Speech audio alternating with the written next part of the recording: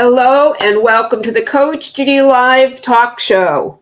I am really happy to bring you our guest, and I just want to give you a real quick overview of what the show is about. We are a show. We're a catalyst for igniting positive thoughts and actions so that you can achieve success personally, professionally, and in every part of your life.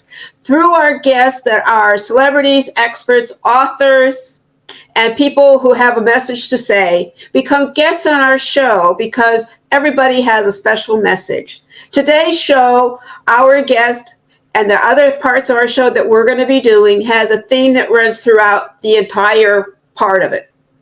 Please look at your comment box, and when you think you know what the theme is that's running through the show, please post a comment to our show.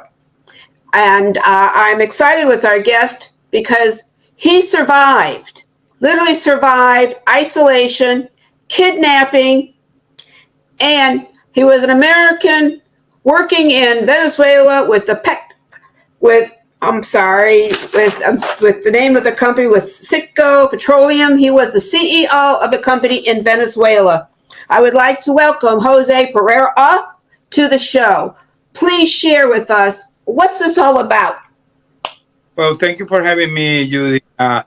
Well, to your audience, let me try to put the context, okay? Because as you said, I was an oil and gas executive. I did a more than 3 decades career.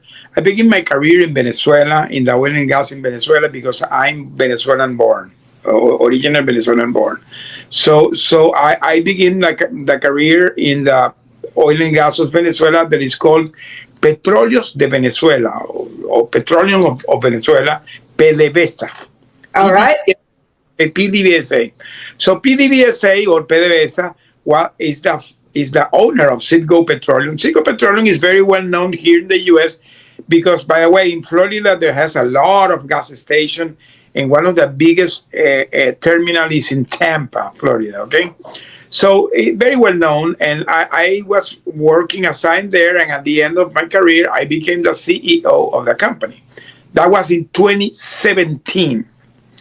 But in that same year, they were having a lot of issues between the U.S. government and the Venezuelan regime, because the U.S. government has declared that this is a communist regime. Right.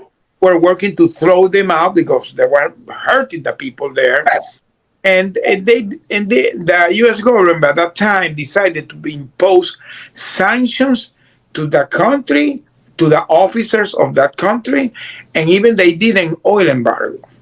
Well, so then what happened to you in ending up as a prisoner? Because I know we have limited time.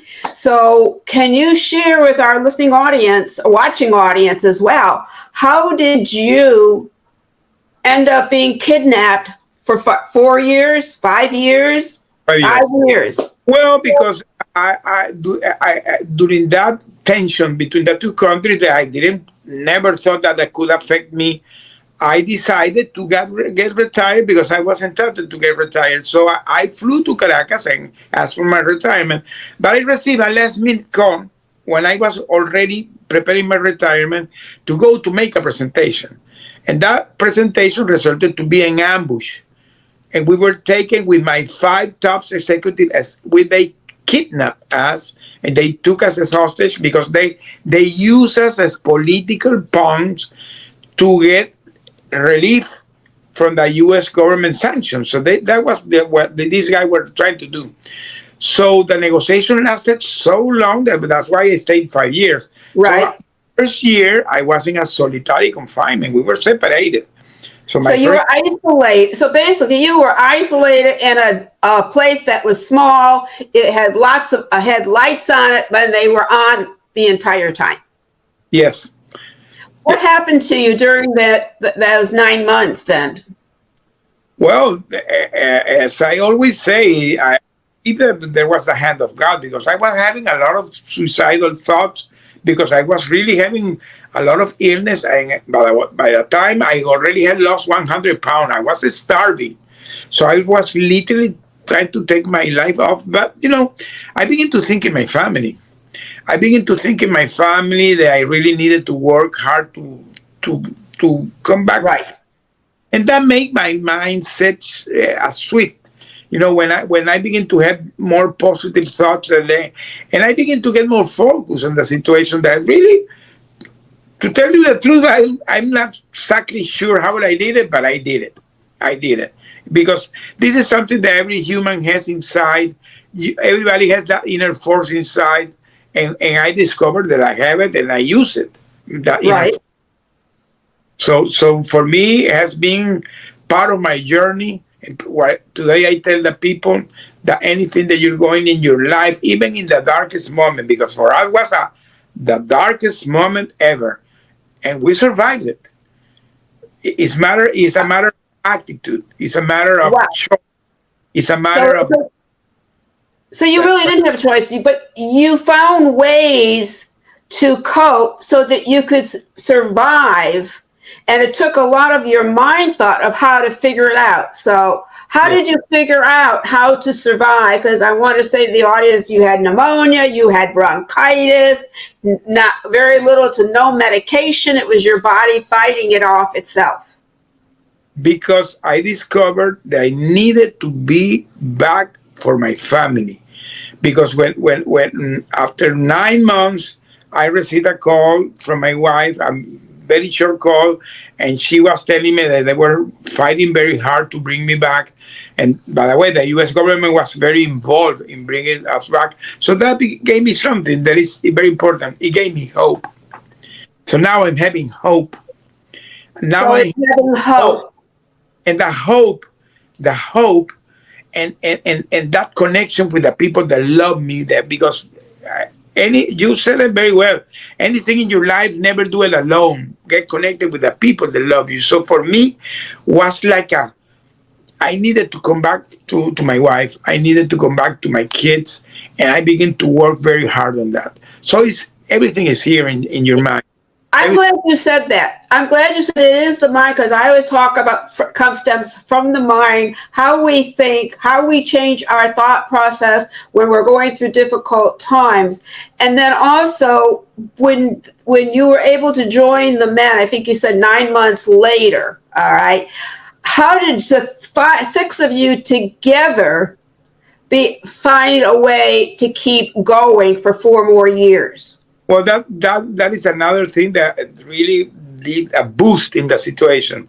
When they decided to put the 6 together, because the pressure in the press and the U.S. government, the pressure that was doing, and now the UN even intervened, the UN.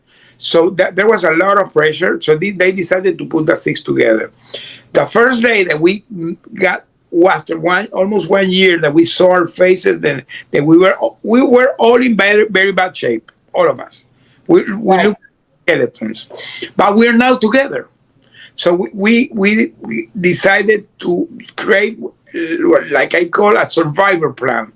So we begin to work very hard to be sane, to come back strong in body and spirit, in soul, and we begin to do things to that. Because when you're going to any situation in your life, you have to be focused on the thing that you can control. I have no way to control what was going out. So I left family and I left that to God. So I began to take care of myself. So what we begin to do, we begin to exercise, we begin to do yoga, we begin to do meditations. Now, by that moment, we were receiving food and medicine. We begin to take care of our well-being. We begin to receive books. We begin to read. I begin to write. For me, it was very important because I decided to write, to begin to write to my wife. Of course, those were smuggler letters that I begin to put in the trash cans. Right. And that letters that I begin to write, I stayed doing it during 3 years with my wife. It was a great connection because we discovered not only that great connection, now I'm very involved with what is going on with our case. And those letters at the end became what you see in the top, that is my book. My book is based on those letters. So those letters became my memoir, and those letters at the end I edited based on those letters. So my book, From Hero to Billion, the core of the book comes from those letters. Well, I'm so glad you said that, because what I'm hearing from you is that your support was first just yourself, number one, and using and going into your own head to survive and feeling that connection and love for your wife. Correct. And then together you were not alone, and you had support by the other men to come up with ways to manage and deal with that. Correct. So I just want to say, we have a question here, a comment came through. They wanted to know, how did you get through each day through the starvation and isolation? But I think you kind of answered that by getting into your head. Everything is in your head. I always tell the people, everything is in your head. Everything you think, it becomes your reality. So if you're having positive thoughts, your reality is going to be positive. If you're having negative thoughts, your reality is going to be negative. Everything is in your head. Well, and the other thing is, when you're thinking negative and working in a negative, destructive way, you're really hurting your body, your mind, because of the negative components of the body's reaction to these things. Correct. Totally true. Well, that's why we have the show, is because we want people to see positive energy comes in different forms, and how important it is to have a positive mindset. Let me say something else, Judy, Sure. because for me it's very important what you has said, because when I came back, I went to a big trauma center under the protection of the U.S. government. We were headed to the big trauma center that is in North Carolina. And by the way, I became friend of the director of that trauma center, and he's the guy that prologues my book. So that when you book in the back cover, you will see, and when you open, you will see what he's talking about us, because we became friends. That's fantastic. I'm going to ask you one while you're talking, because I know you have a limited time and we ran into some technical issues before. Can you tell people how they can get your book? I know it's going on the screen, but you want to give them your website so they can get it? The more easy way is my website, Jose Connect. Jose Connect, www.joseconnect.com. If you go to Jose Connect, the first thing that will appear will be all the links to Amazon, Barnes & Noble, Lulu, all the platforms. You can buy in all the presentation, back cover, hardcover, Kindle, Digital, wherever you want, okay? Oh, that's fantastic. I also want our listeners to, and those who are watching, is that you even was interviewed by Anderson Cooper, NBC. So would you say all the major national and international media covered you, so that you've got a well-known presence out there? I decided to put my voice as one of the most vocal voice today in the Jose community here in the U.S. Because this is not a thing of ego, nothing of that. No, I understand. It's because I discovered that my story, my testimony, can help many families that are going through this situation today. Today, I talk with the families. I support the foundation that work in this area. And many of the former hostages, even that when they return, sometimes they call me and I give them my best advice, because this is not an easy situation. Even when you come back, it's not the end of the story. It's the beginning of the new. Well, that's so true, because I know, to relate a little bit, because people know me as an expert on divorce and single parenting, and it's the same thing with what we went through. It's like when the court is over, then it really begins your life. Yes, same thing. Well, what else would you like to share with our audience? What things did you and the other gentlemen do to survive and cope with your isolation, besides thinking about your family, what you did on your own? Well, one thing that was so important, and it's something that everybody has to do, don't do things alone. So we decided to support each other. We created a strong bond. We were cheering each other. We were supporting each other. We have like a norm that if somebody for some reason went down, the other 5 immediately came to support him. And even if we were having some stressful situation, because we were in a tiny place. Can you imagine that can happen. Sometimes I'm not gonna say that they don't came some frictions, but we never let things go. Everything was immediately cut. Any situation, any argument was immediately cut. Everybody was talking, was franking. Hey, I don't like this. You have to do this. We were always trying to solve the situation, and we did it great. And I want to say something that you told me when we did a pre-interview, is that besides supporting each other, is that you found ways to really grow from it rather than letting it be an obstacle that can destroy your life and go on to make a difference. Correct. And there is something else that for me is something really magical. Because we discovered, as I said, we were not friends. So right. we begin to know the stories of each other because we have plenty of time to know the story of each other. We discovered a lot of patterns that for me was the hands of God. 6 guys with more than 30 plus year marriage. Can you imagine the probability that you put in a room 6 randomly guys and the 6th guy has 30 plus year marriage? Very, very weird. No?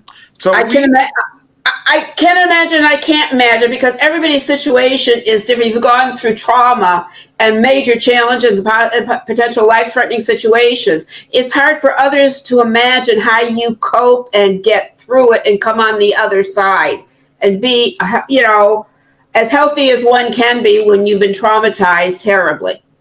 Yeah. So now our 6 guys, they have a lot of things in common. We have families that love us. We have kids that support us. We have a wonderful wife. So that creates a great bond because now everybody's in the same page. All of us were in the same page. And at the same moment, our 6 families were working together because the 6 wives got together and the kids got together. And by the way, they created a campaign called the Bring Our Family Home campaign. Wow. From our families. So it is when you are going through these hard times and you think I'll never get through it, but you get through it, but then you can create, as you say, bonds, support, friendships, and you can go on. And the other thing I know I wanted to bring out is that, and that's with the mind, is like creating a schedule because we all get confused if we don't create a structure, a schedule, a routine so we can think clearly. Well, we did a routine on a daily basis from 6 a.m. to 11 p.m. in the night. Very, very tight routine, and we kept doing it during 4 years. Every day repeated and repeated and repeated. It became a daily routine, 1 day, 1 week, 1 month, 1 year, and we came back. I think it's fantastic what you've done. I mean, I remember hearing some about petroleum, Citgo, because it rang a bell, but I didn't know why until I started reading your story. And it was like, wow, I had to have you on the show because to survive, and there's so many people in other countries who are like you were being taken hostage, which we hear about internationally, and trying to deal with the situation. Now, are you able to help others? I know we have a question here. It says, I could never see myself surviving like you did. Do you do individual or group coaching, or what is it that you're doing with your life now? I do coaching. And if that person really wants to connect with me, it can DM me or you can go to my webpage. I have my coaching program that I do 101 where I do this. These are things that my friend that is hearing me, believe me, you have that force. You do. I have to agree with you. You have that force. You have. I agree. It's your force, it's your determination, and to think positive and find things that are positive that's in a negative situation is so key to really becoming a healthy person after it. Yes. So today I had my coaching program that I created based on my experience because I had leadership experience in the past during my 30 plus years in the oil and gas. And now I have these survival skills. And that's why I decided to become a leadership and resilience coach. Today, I teach this in one-on-one sessions to business owners, to CEOs, or to anybody that is in need. Because again, everybody has that unbreakable spirit inside themselves that you have to teach it. You need And you to. see, I understand it because that's what I do for single parents for the National Single Parent Resource. It's like giving them the knowledge, giving them the tools so that they can think on their own and lessen the problems that one can have because you don't have the knowledge. Correct. It's great. Is there anything like that? Because I know have to go. Is there anything you else would like to share with our listening audience and watching audience? No, well, speaking, I have my book now that I'm promoting it because it's my story, and at the same time, I'm a speaker. So if anybody in the audience wants to help me in any event, I do virtual, I do on stage, and today I'm promoting my book as part of this tour. So if, I'm not only speaking, I go with my book and do signing of the books. So anybody that wants to contact me, joseconnect.com, they will find everything there, and they can connect with it through there. There are all my contacts there. Well, Jose, I see us talking because we're doing the same thing, just in a different area. And I'd love to talk to you further to see how we can help you. Okay, great. Let's have the connection. Because that's what we're all about, is as I try to teach and help educate people understand, when you pay it forward, you really do come out ahead and everybody grows from it. And it's really makes life exciting. Yeah.